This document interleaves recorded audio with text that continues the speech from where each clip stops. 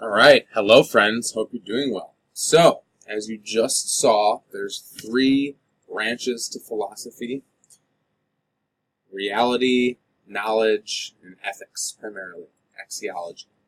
And in this video, I want us to look and think about briefly what is ethics slash morality. Yeah? Most of you probably coming into this class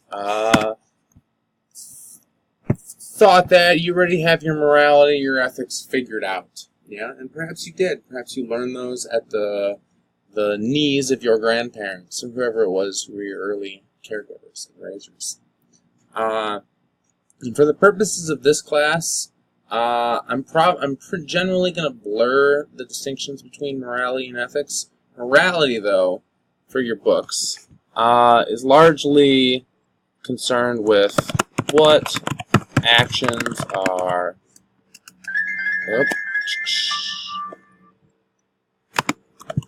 right and wrong, and which people are good and bad.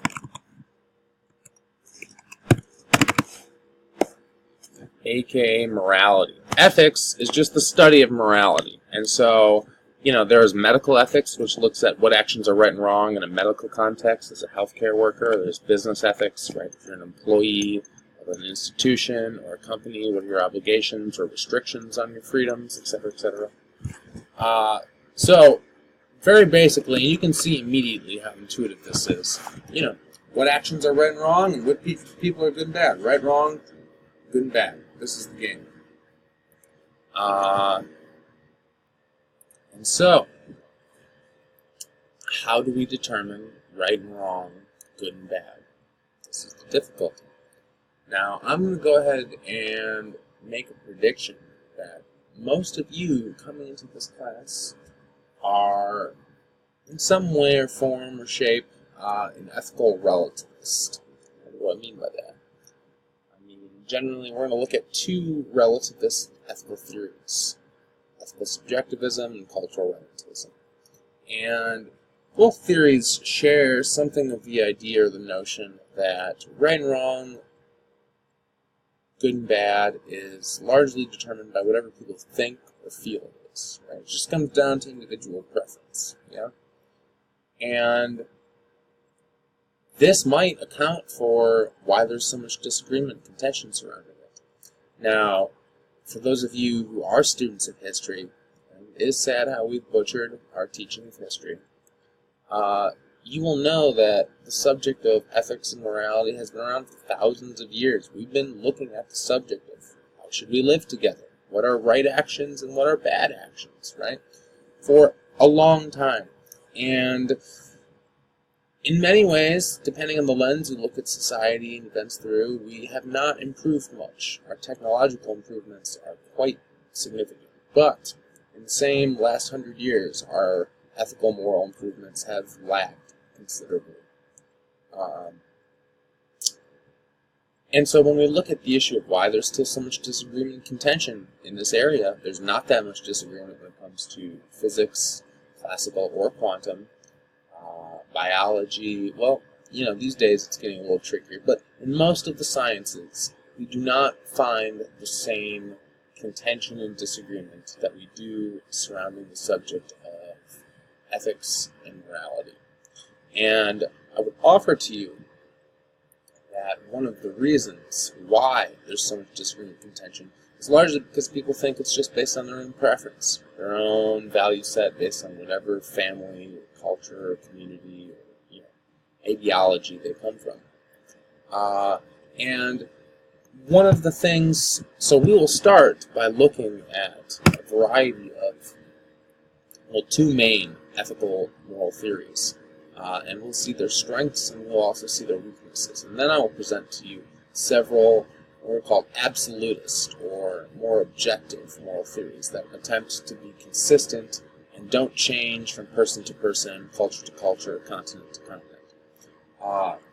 And one of the things that I will bring up numerous times in here are that what I want you to look for, what I want you to try to find, is a moral theory or principle which is as universally applicable as the laws of physics are at explaining the behavior of matter and energy.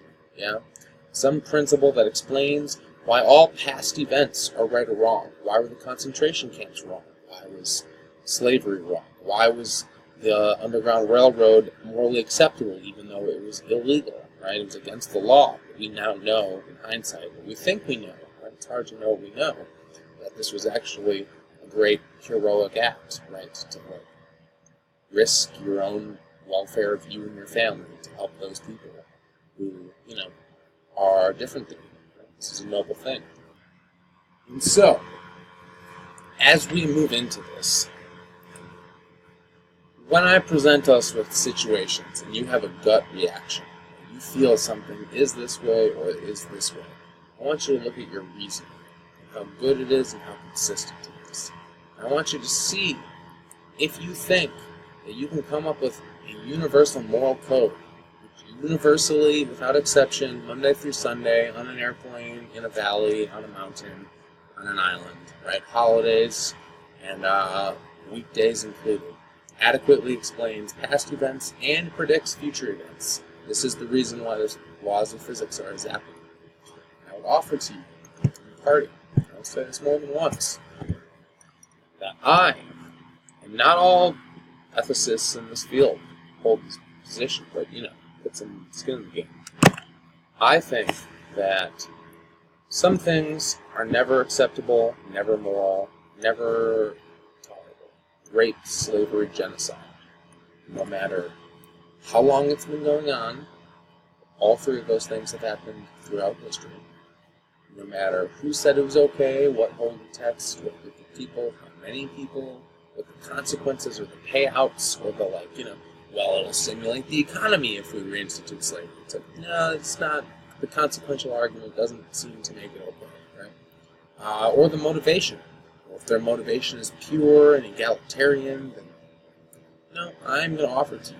Now, that's a conclusion I have. Rape, slavery, and genocide, universally condemnable.